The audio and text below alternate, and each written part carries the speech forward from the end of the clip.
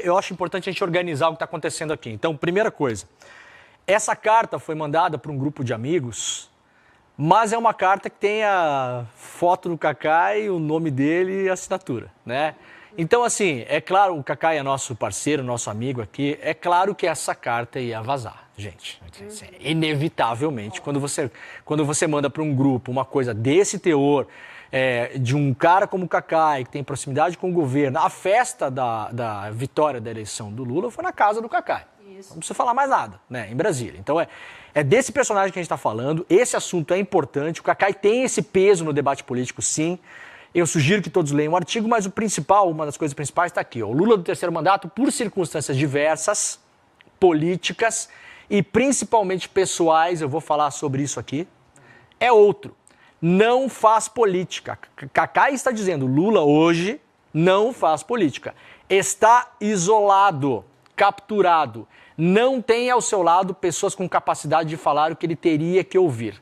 Não recebe mais os velhos amigos políticos e perdeu o que tinha de melhor. Sua inigualável capacidade de seduzir, de ouvir, de olhar a cena política. Outro dia, alguns políticos me confidenciaram que não conseguem falar com o presidente. É outro Lula que está governando. Eu vou fazer o seguinte, eu vou olhar frase por frase e fazer o comentário em cima das frases para a galera entender, tá? Tá muita gente preocupada com isso. Tem um racha no governo, o que aconteceu?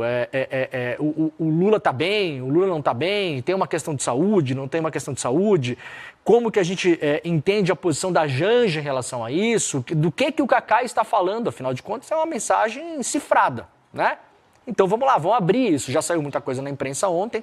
O que o Kaká está falando não é novidade para quem acompanha o governo. São coisas que a gente já sabe, que a gente já acompanha, são fissuras que estavam acontecendo no governo, eu poderia dizer desde muito no comecinho, logo depois ali do 8 de janeiro, começou a ter algumas questões, e isso vem à tona agora. Eu diria, tranquilamente, e isso sou eu dizendo, não é o Kaká dizendo, que o Kaká é o mensageiro dessa história. Ele não é Vivi, o homem que criou essa história aqui da cabeça dele, e está colocando apenas uma opinião pessoal.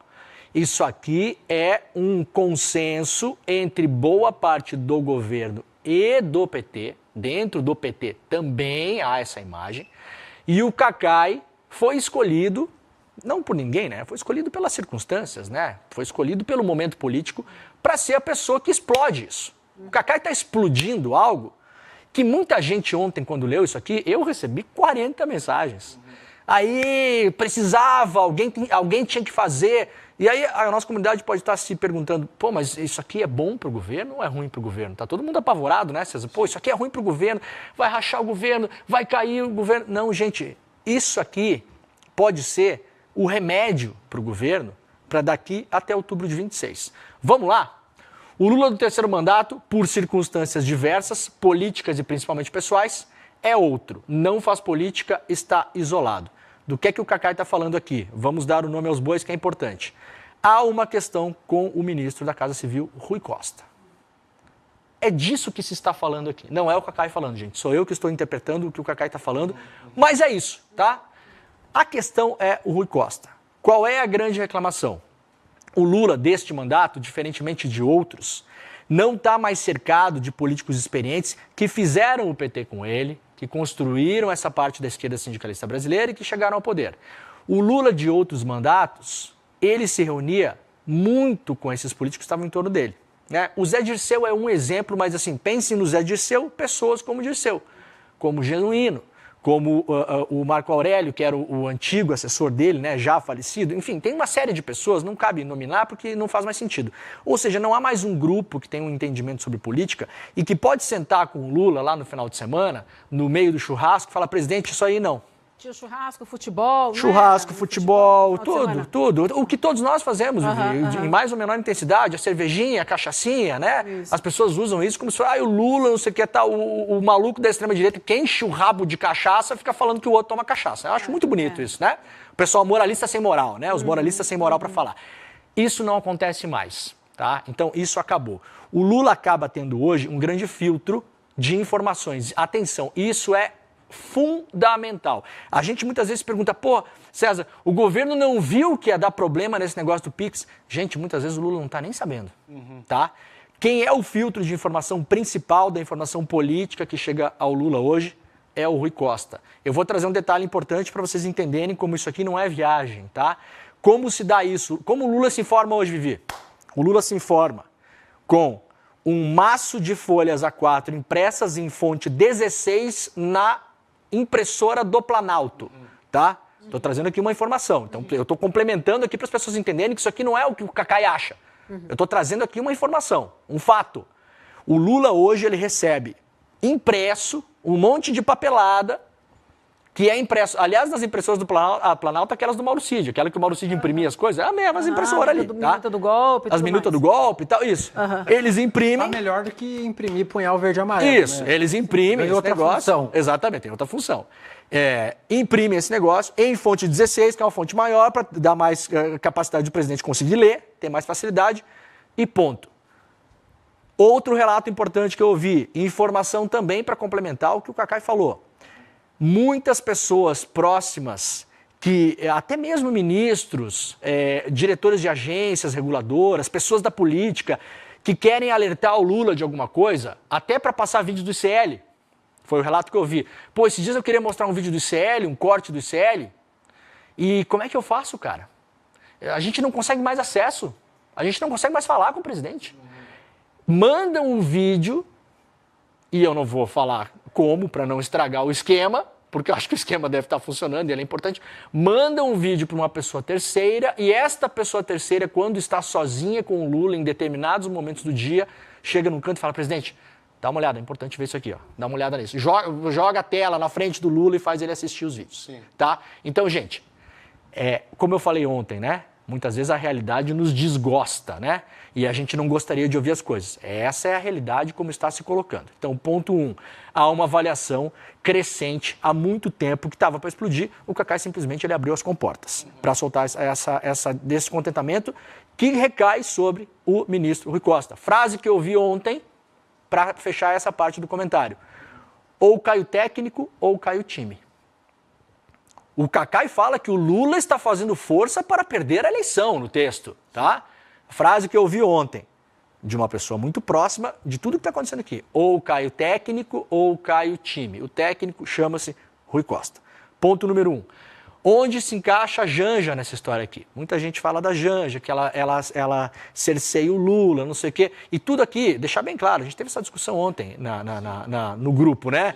Isso não é responsabilidade do Rui Costa nem da Janja. O presidente é o Lula.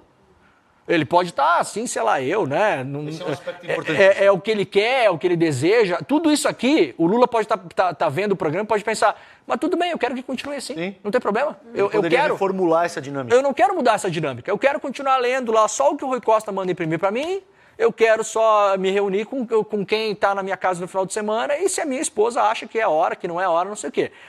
Tem o que chamam de cerceamento de pessoas, assim, do convívio do Lula, principalmente em momentos mais de descontração, em eventos e finais de semana, em relação à Janja? Tem. Agora, deixa eu colocar um dado importante que ninguém falou sobre isso até agora. A gente precisa lembrar que por trás das figuras políticas estão pessoas, estão seres humanos. A Janja a primeira-dama, tem uma preocupação, principalmente nesse momento, com a saúde do presidente. O Lula, a gente acompanhou aqui, a gente viu quando teve aquela questão de saúde dele, que ele foi internado e fez uma cirurgia no cérebro. Sim. Tá? E nós acompanhamos ao vivo aqui os boletins médicos. E todo mundo estava achando estranho, porque os médicos estavam muito desconfortáveis. E a maneira como os médicos se comunicavam com a imprensa não era boa, era ríspida. Lembram? Era esquisito. Tensão, né? Tinha uma tensão no ar ali, tá? Por que tinha essa tensão no ar? Eu já falei isso aqui em outros programas, eu só vou repetir para quem não pegou. Porque o caso do Lula era grave. Pareceu assim que não, tudo bem, já estou caminhando. Não, gente, é grave. Ninguém faz uma cirurgia, uma operação no cérebro, é uma coisa grave para um ser humano já de idade avançada. São pessoas, vamos lembrar, são pessoas. O Lula tem recomendações médicas que não são públicas, mas uma delas eu vou contar, que também é importante a gente saber, porque ele é o presidente da República e são informações relevantes para esse caso aqui. Porque é que o Cacai fala aqui em questões pessoais? Isso aqui ele está falando também em questões de saúde, tá? O Lula, por exemplo, é altamente recomendável que ele não pegue voos de longa distância, tá? Isso não é público, eu estou falando aqui pela primeira vez. É recomendável, em termos médicos, que ele não pegue voos de muito longa distância.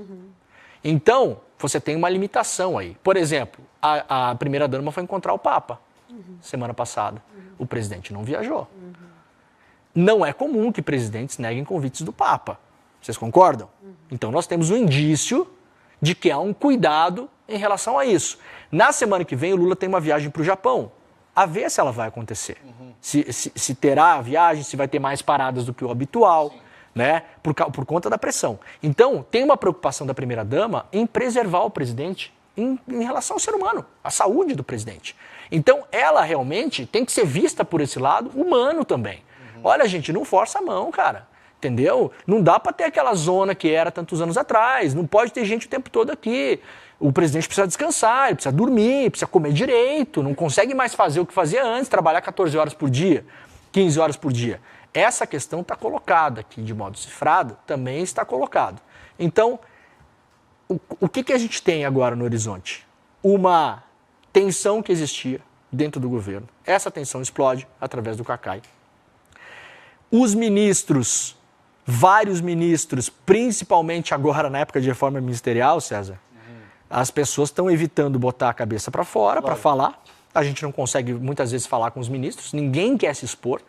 E aí, para completar, o que tem acontecido também é muitos ministros têm procurado menos o presidente ao longo do tempo. Então você tenta em janeiro, fevereiro, março, abril, maio, sempre é difícil, sempre o acesso é complicado, sempre a informação é filtrada.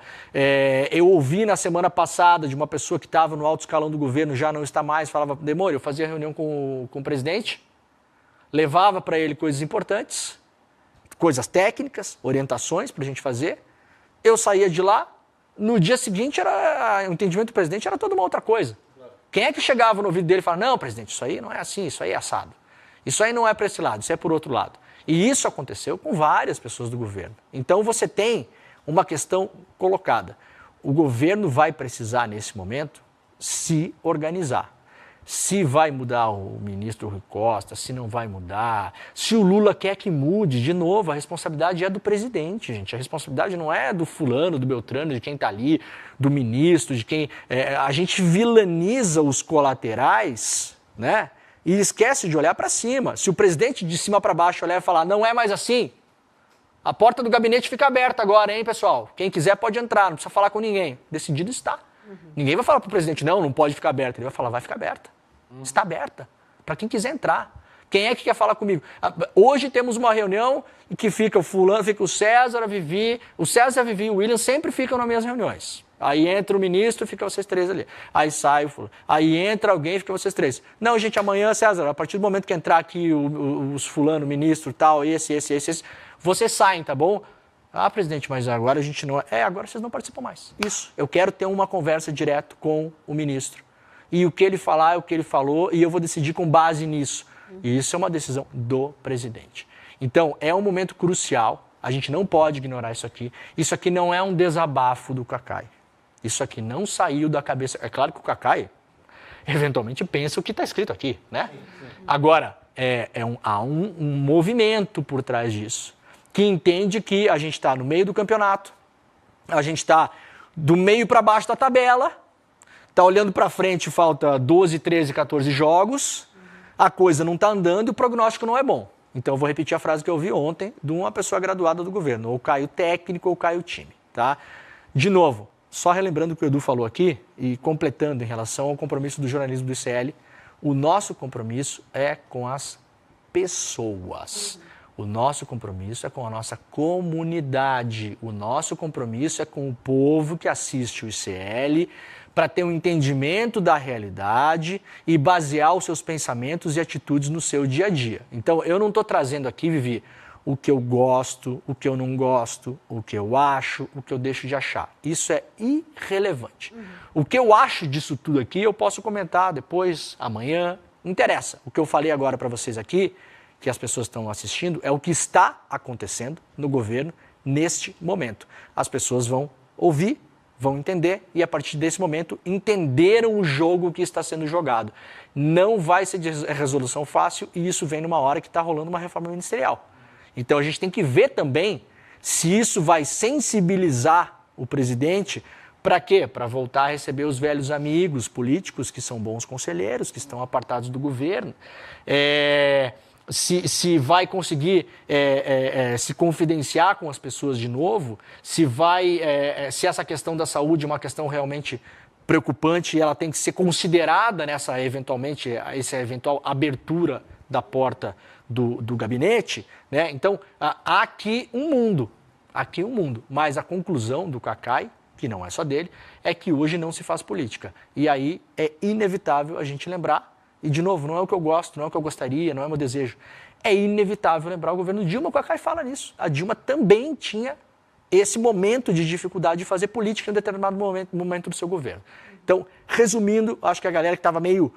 o que está acontecendo? O Cacai está atacando o governo, tá? Não vai nessa, meus irmãos, não entra em bobajada, não fica lendo.